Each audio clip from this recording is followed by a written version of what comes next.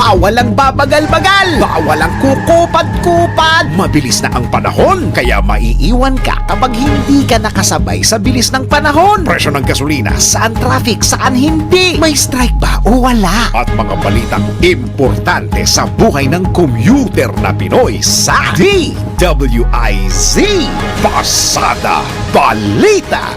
Live sa DWIZ AM Metro and Mega Manila. DWIZ News FM Regional Stations, Aliw Channel 23 at nakalive din sa lahat ng DWIZ digital accounts. Kasama ang magbibigay ng kakaibang drive sa umaga, John Ibanez. DWIZ Pasada Balita. Tuloy sa pagbabalita ng tama, paglilingkod ng tama.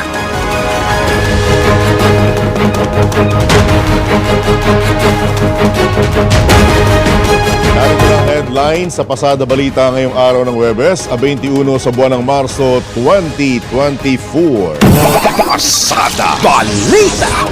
Panukalang economic charter change, lusot na sa Kamara. Pasada Balita.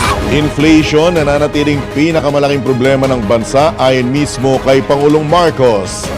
Pasada Balita. Presyo ng mga agri-commodities bumaba ngayong buwan. Pasada Balita. Kampo ni Pastora Kibuloy magpapasaklolo sa Korte Suprema, pagbawi sa prangkisa ng SMNI, aprobado na sa Kamara. Pasada Balita. Sa balitang pangkalakalan, ekonomiya ng Pilipinas tinatayang mas lalago pa ayon sa World Economic Forum. Pasada Balita. Balita sa ibayong dagat, Ireland Prime Minister nagbitiw na sa pwesto. Pasada Balita. At sa balitang sports, Gilas Pilipinas star player Justin Brownlee maglalaro para sa Perlita Jaya sa Indonesian Basketball League. Bawal ang babagal-bagal, bawal ang kukupad-kupad. Pasada Balita.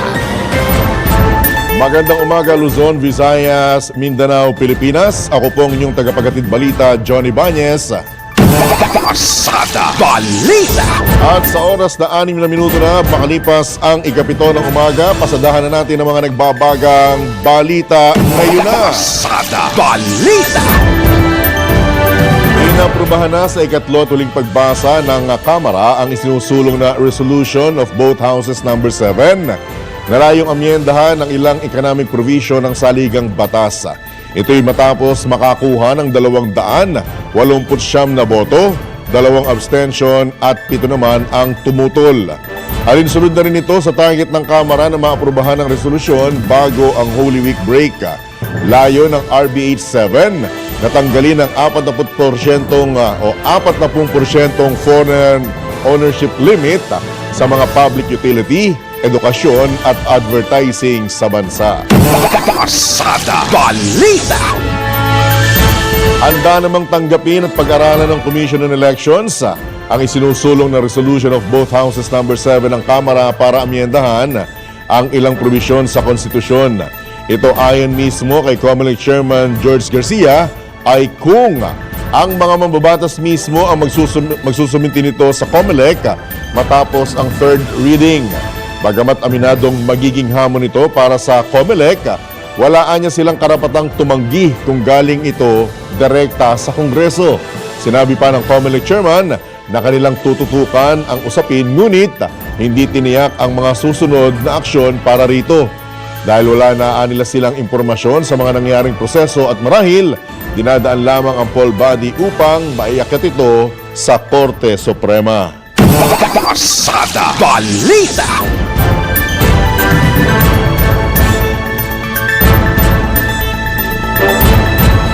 Sa iba pang tampok na balita, nananatiling pinakamalaking problema ng Pilipinas ang inflation o pagtaas ng presyo ng mga bilihin.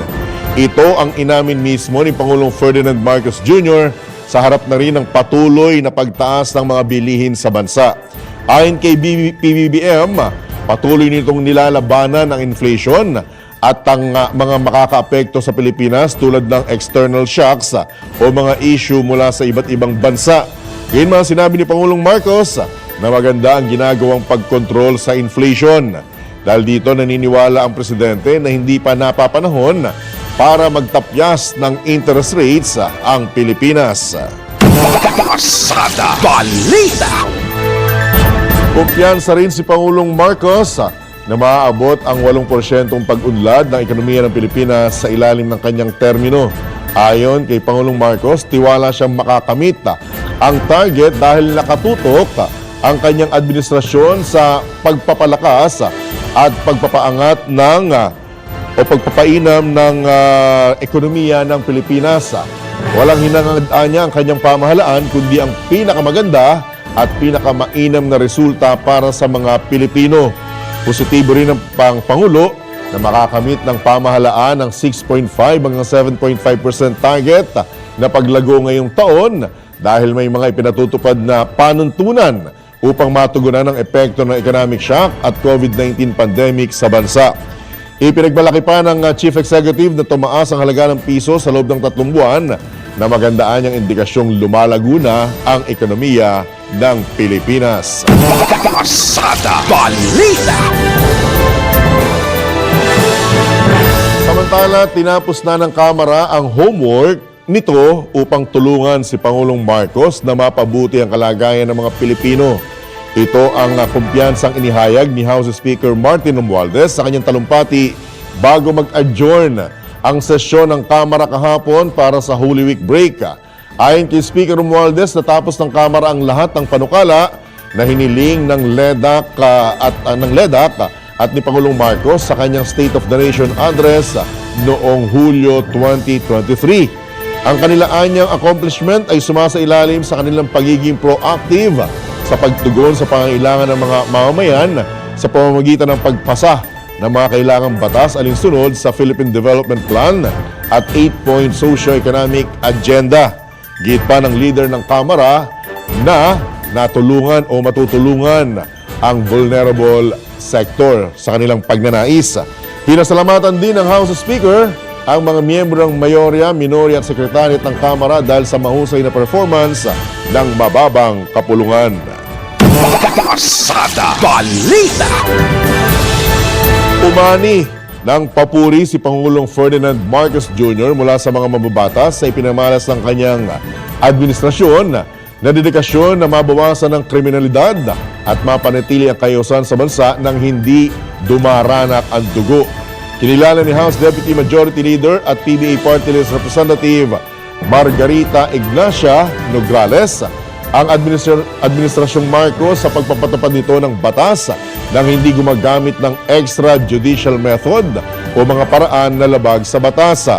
Ayon kay Representative Nograles, bilang isang abogado, naninindigan siyang hindi dapat ilagay sa sarili mong kamay ang batas. Ganito rin naman ang naging pahayag ni House Deputy Majority Leader at Iloilo Representative, 1st District Representative Janet Garin, kaya't nagpaabot ito ng pagbati sa Administrasyong Marcos. Una nang ipinagmalaki ni PBBM ang pagbaba ng bilang ng krimen sa unang taon ng kanyang administrasyon kumpara sa kaparehong panahon noong administrasyon ni dating Pangulong Duterte. Pasada Balita.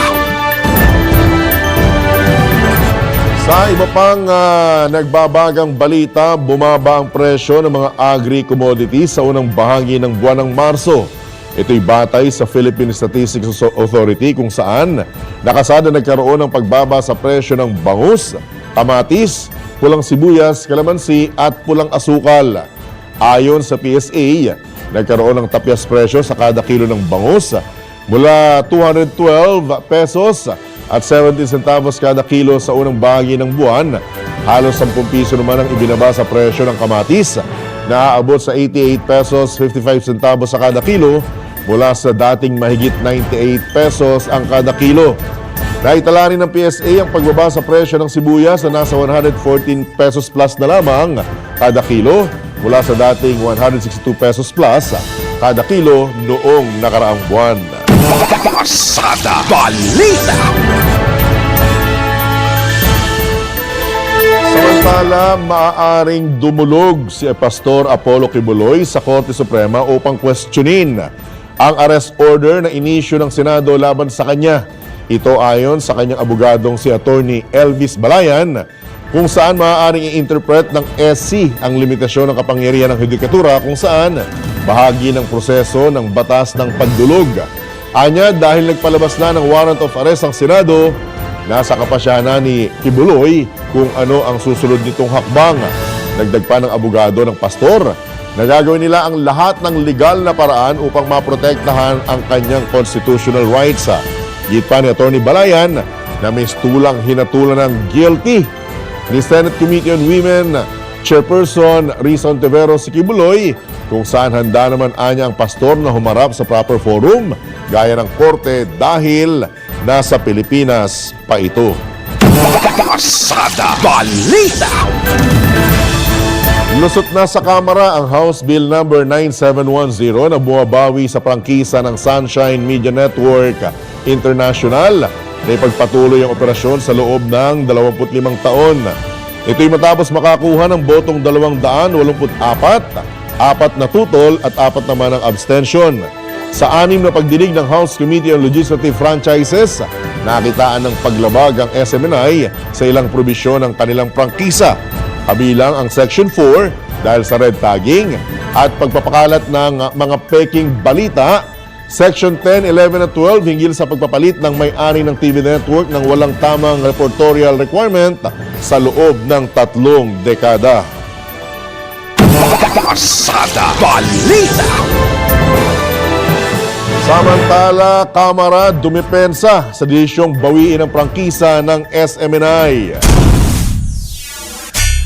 Detalye mula kay Patrol 11, Tina Nolasco. Iginiit ni House Speaker Martin Romualdez na trabaho lamang at walang personalan ang pagpasa ng Kamara sa ikatlo tuling pagbasa sa House Bill 9710 o panukalang bawiin ang prangkisa ng Suarezug Media Corporation na nag-ooperate sa pangalan ng Sunshine Media Network International o SMNI. Paliwanag ni Romualdez, ilang beses na nagsagawa ng pagdinig ang House Committee on Legislative Franchises ukol sa umunoy paglabag sa prangkisa ng SMNI, ngunit hindi dumadalo si Pastor Apollo Kibuloy sa mga pagdinig dahilan ng pagpataw dito ng contempt ng Kamara. Punto pa ng House Speaker, ang akbang ng Kamara sa SMNI ay tanda ng commitment nito sa pag-iit sa integridad ng broadcasting standards at tiwala ng sambayanan.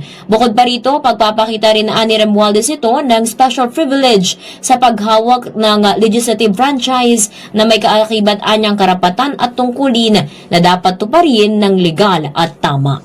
Ito si Patrol 11, Tina Nolasco para sa impila may todong lakas DWIZ, nagbabalita ng tama na giningkod ng tama. Kapag may bagong balita, naka-on air, agad-agad, DWIZ Patrol Report. Sa kaugnay na balita, handa si Senator Ronald De La Rosa na sumama sa pagsisilbi ng arrest order kay Pastor Apollo Kibuloy. Ito naman anyay kung hihingi ng Senate Sergeant at Arms ang kanyang tulong kapag ipapatupad na ang utos ng Senado na arestuhin ang nagtatag ng Kingdom of Jesus Christ. Ayon pa kay Senator De La Rosa, kung si Kibuloy naman ang hihingi sa kanya ng tulong para masiguro ang kanyang kaligtasan, handa rin siyang pagbigyan ito. Naniniwala rin ang senador na walang karahasan na mangyayari sakaling isilbi ang arrest order dahil hindi naman marahas na tao ang pastor, gayon din ang kanyang mga taga-suporta. Naniniwala rin ang senador na nasunod lang sila sa proseso bago humantong sa pagpapalabas ng arrest order at kailangan na sumunod ng lahat sa naturang batas. Pasada Balita. Sa iba pang tampok na balita, agarang pag-aproba sa panukalang Revised Animal Welfare Act, isinulong. Detalye mula kay Patrol 19, Cele Ortega Bueno. Hiniling ni Senator J. Versito ang agad na pagsasabata sa Senate Bill number 2458 o yung Revised Animal Welfare Act. Ang apela ni Senator Ejercito ay kaugnay na rin sa insidente ng brutal na pagpatay ng isang lalaki sa isang aso sa Camarines Sur na nagtrending sa social media. Ayon kay Ejercito, bilang isang dog lover, nakakapanlumo na masaksihan ang nangyaring pagpatay sa Golden Retriever na aso na si Kilyua. Kinukondina ng senador ang pagpatay sa aso na anya isang paglabag at pagsuway sa batas na nagbibigay proteksyon sa mga hayop. Hiniling ni Ejercito na maaprubahan sa lalong madaling panahon ang Revised Animal Welfare Act upang mas mapalakas ang batas na pumuprotekta sa mga hayop at maiwasan na ang mga ganitong karahasan o animal cruelty. Nanawagan din ng senador sa publiko na magpakita ng awa sa mga hayop at sikaping itrato ang mga ito na may pag-aalaga at pagrespeto na nararapat sa kanila. Ito sa Patrol 19, Sally Ortega Bueno para sa DWIC, nagbabalita ng tama, naglilingkod ng tama. Kapag may bagong balita, naka-on air, agad-agad, DWIC Patrol Report! Sa iba pang tampok na balita, ipinanawagan ni House Deputy Majority Leader at Iloilo 1st District Representative Janet Garin sa Department of Education na silipin sa mas malawak na pananaw ang nag-viral na TikTok video kung saan sinermona ng isang guro ang kanyang mga estudyante. Ayon kay Congresswoman Garin, mahalagang tugunan ng DepEd ang hirap na pinagdaraanan ng mga guro lalo na sa pampublikong paaralan na maaaring ugat ng nagawa ng nasabing teacher. Dito na anya papasok ang aspeto ng management, lalo't nangangailangan ng nanay at guro ang mga estudyante maging ang institusyon. Batid ng kongresista ang kapangyarihan ng social media sa pagpapakalat nito ng impormasyon, pero kanyang hinimok ang publiko na tignan ang pangyayari sa mas malawak na aspeto. Inilatag din ng kongresista ang pagkabahala ng Estado sa kapakanan ng mga guro sa mga pampublikong paaralan at ang posibleng kawalan ng paraan upang ilahad ang kanilang mga pangailangan, mga problema at pagtanggap o pag-intindi sa kanilang mga mag-aaral. Pasada Balita!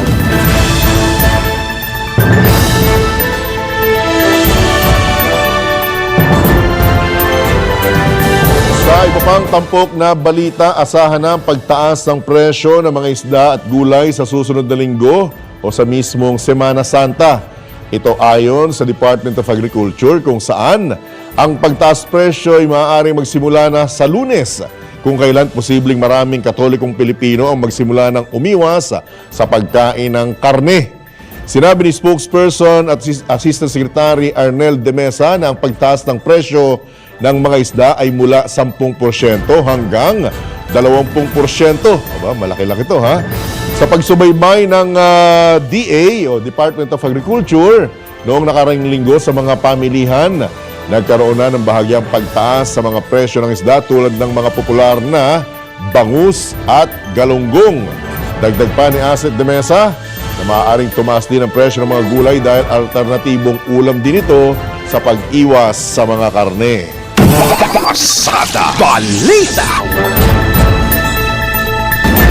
Magtatalaga ang Philippine National Police ng aabot sa 7,000 tourist police sa buong bansa para sa seguridad ng publiko sa Semana Santa.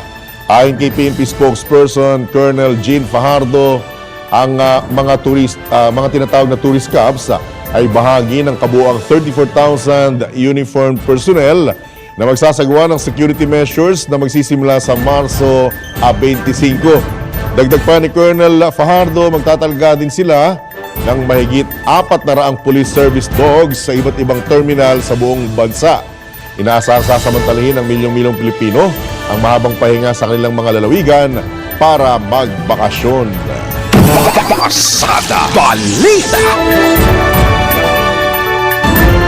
Tiniyak naman ng Manila International Airport Authority na sapat ang mga eroplanong bibiyahe sa NAIA ngayong Holy Week. Ayon kay Connie Bungag, Officer in Charge ng MIAA Public Affairs Department, nakipagkita na siya sa mga airline upang masigurong handa sila sa dagsa ng mga pasahero. Kaugnay nito, binigyang diin din ng NAIA na patuloy nilang tinutugunan ang mga problema sa mga surot at daga sa paliparan. Pagtitiyak ni NAIA Terminal 3 Manager Larry Francisco, minomonitor na nila ang mga aktibidad. Hindi po ng mga daga at ng mga surot kundi ng kanilang pest control provider kaugnay sa nasabing usapin. Pasada Balita. Samantala, kumpiyansa ang mga mambabatas na mabubura ang masamang imahe ng surot, daga at ang nanunumbalik na tanimbala sa NAIA sa sandaling pangasiwaan na ito ng konsorsyum ng San Miguel Corporation. Ayon kay House Deputy Speaker David Suarez, kinatawa ng Quezon Province at miyembro ng tinaguriang Young Guns o mga bagitong miyembro ng Kamara, may tuturing na blessing ang pagpasok ng SMC Consortium sa NAIA. Nakitaan niya nila na isa ang Pilipinas sa mga pinagkakaguluhan na destinasyon ngayon sa Asia, maging sa buong mundo, at nais nilang matiyak na matutugunan ang pangangailangan ng mga turista pagdating sa pasilidad. Sa panig naman ni Davao Oriental Representative Chino Miguel Almario, binigyang din ito na ang paliparan ay may tuturing na isang subconscious benchmark ng isang bansa. Naniniwala naman si Assistant Majority Leader Francisco Paulo Ortega ng La Union na hindi lamang ang problema sa surot at daga ang inaasahan nilang tutugunan ng SMC. Mababa ito Naniniwala naman, samantala, para naman kay Lanao del Sur, Representative Zia Alonto Adyong, anumang inisyatibo para sa pagpapaganda ng serbisyo ng paliparan ay maituturing na isang welcome development. Pasada Balita. Samantala, inilunsad ng Bureau of Customs sa katuwang National Telecommunications Commission ang information campaign upang balaan ang publiko laban sa mapanlinlang na freight forwarders. Kasabay ng pagtiyak sa integridad ng proseso sa adwana, partikular na binalaan ng BOC at NTC ang mga overseas Filipino worker na kadalasang nabibiktima ng samut-saring scam kaugnay sa mga balikbayan box.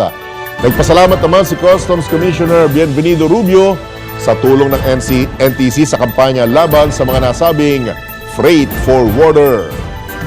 Pasada Balita. Oras, 25:30 minuto na po makalipas ang ikapito ng AM. Pasada Balita. Sa oras na 32:30 minuto na makalipas ang ikapito ng umaga, tayo po'y pinalad na muling makakahuntahan ang suki na po ng himpilan at ng programa, si Senator Ronald De La Rosa, Chairman ng Senate Committee on Public Order and Dangerous Drugs. Senator De La Rosa, good morning. Johnny Banyas, live na po tayo sa DWIZ, LU Channel 23, sir.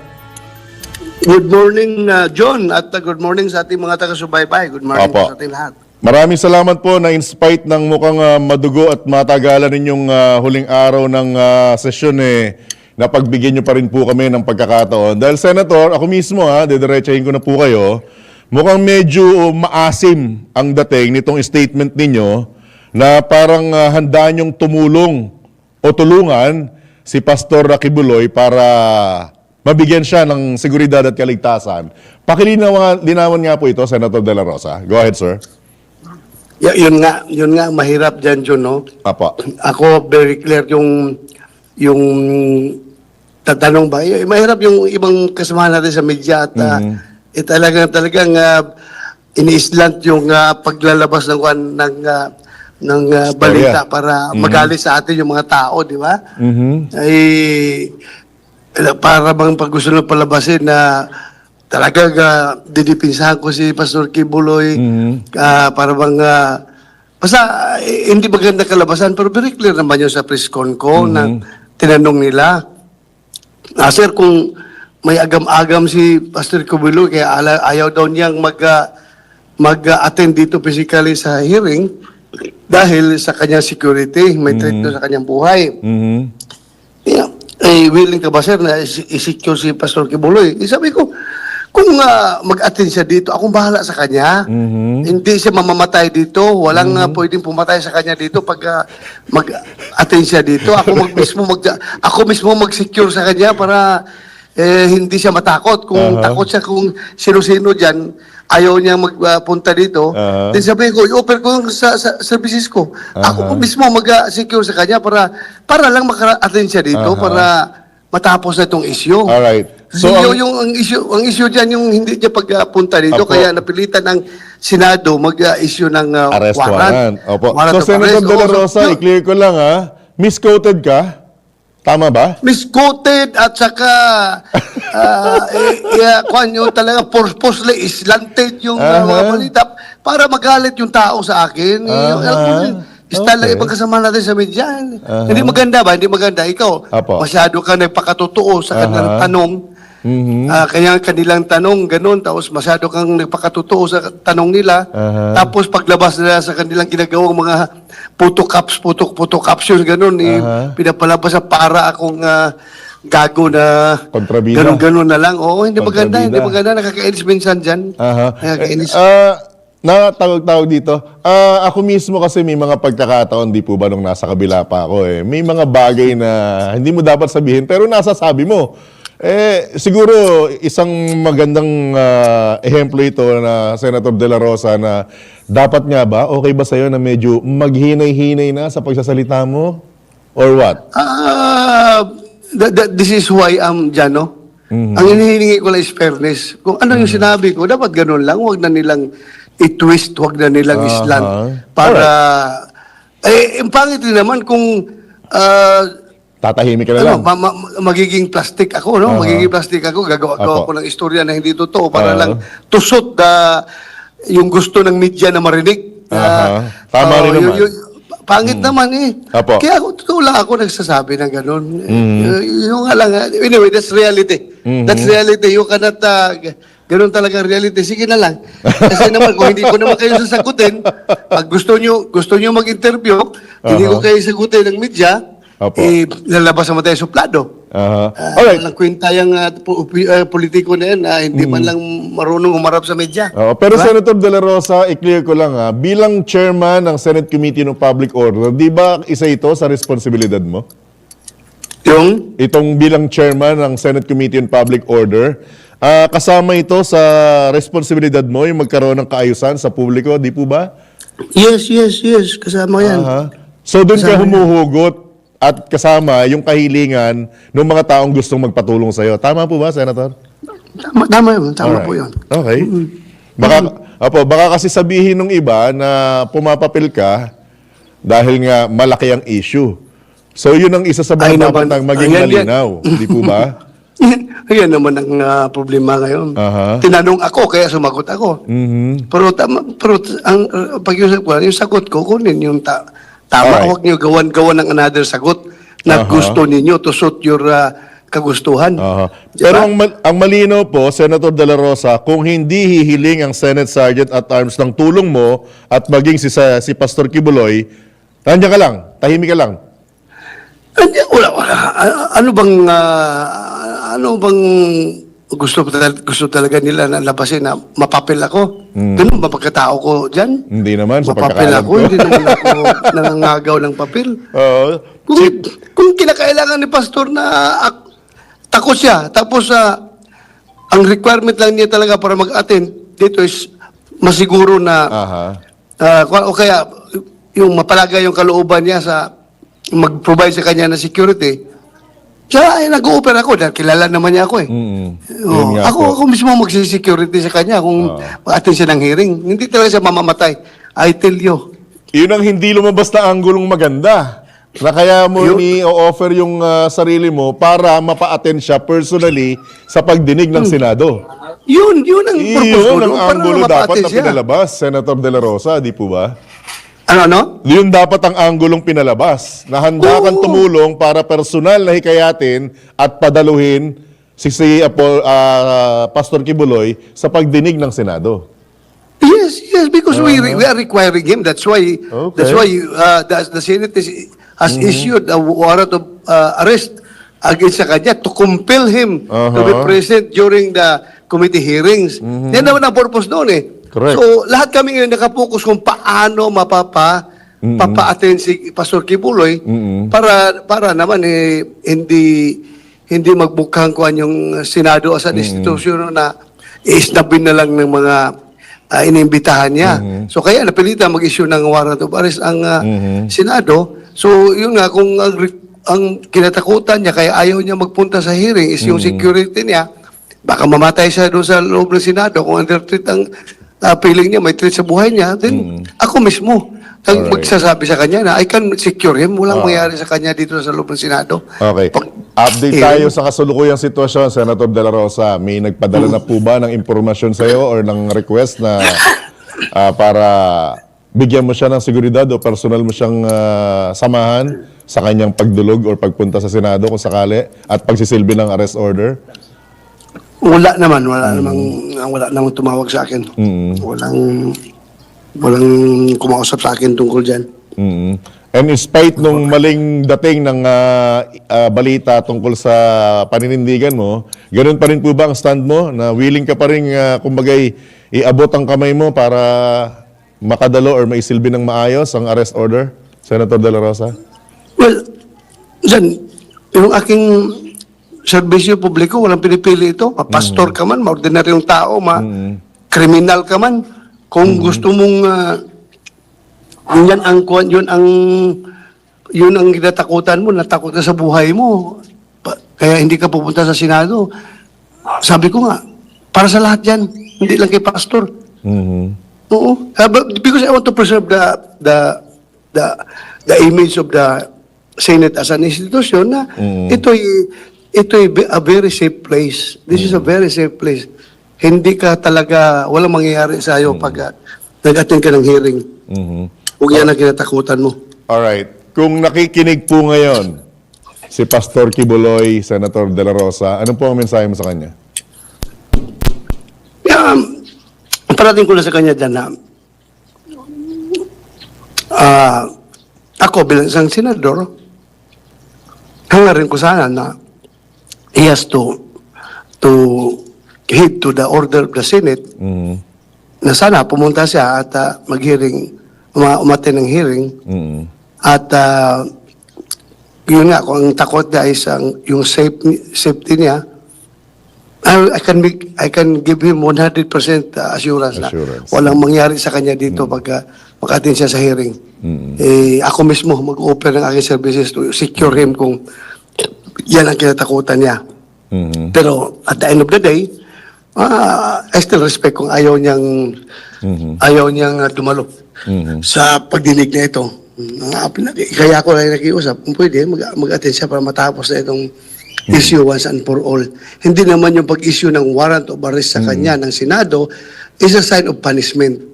Hindi po yun. Ang pag-issue ng warrant of arrest ng Senado sa kanya is to compel his physical presence during the hearing. Yun lang naman. At pagdating niya dito, kung wala naman siyang gagawing mga violation na hindi tama. According na hindi tama na according rules. to the rules of the Senate na contemptible na actions, ay libre naman siya makauwi pagkatapos kung maserve ng warrant sa kanya, kung hindi siya magsisinungaling, magko-cooperate siya sa investigation, libre po siya makauwi. 100% assurance yan. Kasi kung pagdating dito, iko-contempt lang siya for unreasonable grounds, ako mismo mag-object ako na hindi po pwede yan dahil wala naman siya ginawa masama, di ba?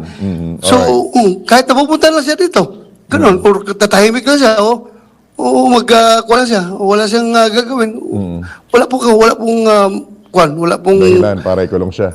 Wala pong dahilan para ikulong siya. So pwede siya umuwi. Ang warrant lang naman is for him to be physically present, to compel him to be present. Yun lang. Okay. Senator, sa mga kagawad ng media, anong mensahe mo?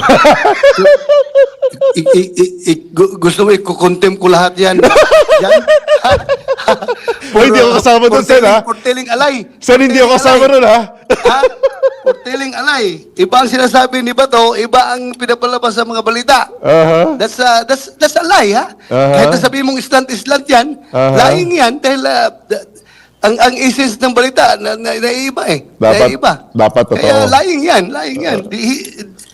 They are not truthful to the true facts that was obtained by them during the press con, di ba? Kaya dito ka na lang, Senator, nagbabalita ng tama Pero eh. lang yun. Ha? Ano dyan? Dito ka na lang kasi kami, nagbabalita kami ng tama. Di ba?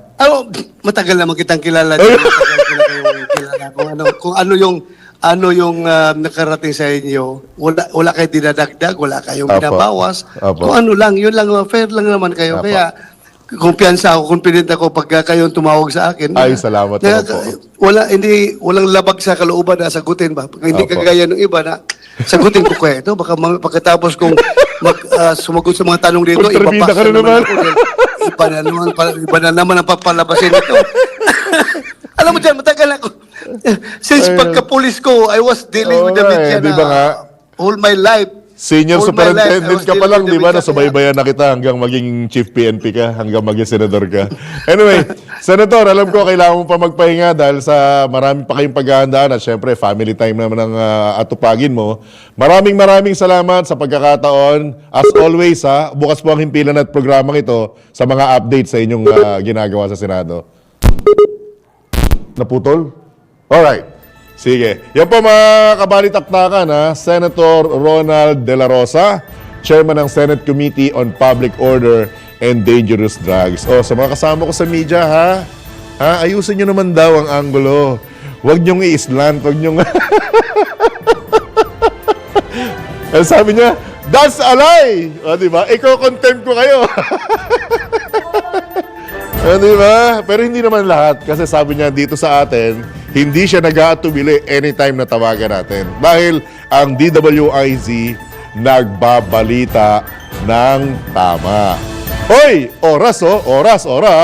This time check is brought to you by Fuji Denso Home and Commercial Appliances, where you get reliable, durable, and energy-saving products. Upgrade your usual appliances to Fuji Denso HD Inverter Appliances. Fuji Denso, quality above all. Upgrade your home, upgrade your business with Fuji Denso, quality above all.